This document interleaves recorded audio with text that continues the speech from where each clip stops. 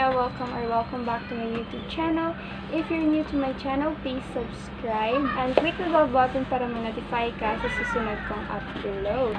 So for today's video, gusto kong i-share sa inyo ang pag-unbox ko nitong binigay sa akin.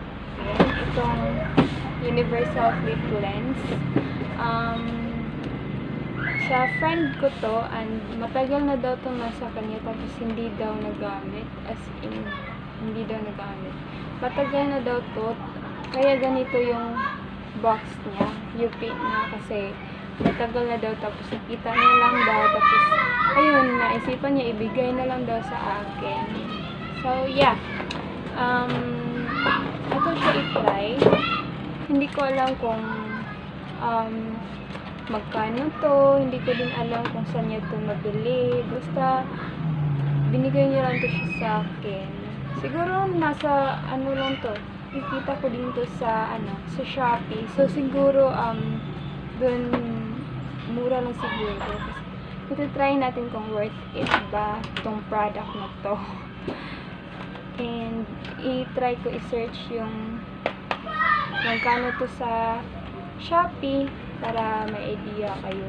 Or kung may plano kayong bumili nito, watch nyo muna to kung worth it ba yung money na ibibili niya to. So without further ado, let's get started. Ayan yung box niya, guys. Nakikita nyo na UP na yung box niya kasi matagal na to nasa friend ko and hindi ginamit.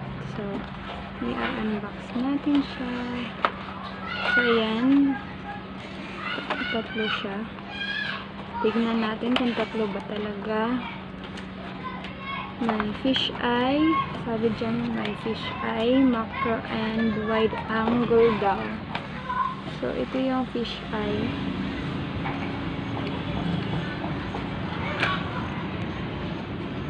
Ito yung fish eye. And ito naman yung 0.67 times wide. At ito naman yung macro.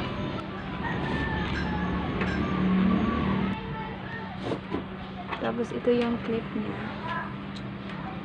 Ayan siya. Ayan. So, ito yung pouch niya. Ang cute lang. Try natin kung kasya ba. So, yan, kasya. Ang cute lang.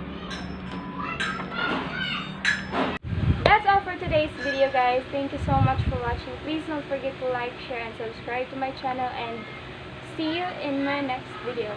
Bye!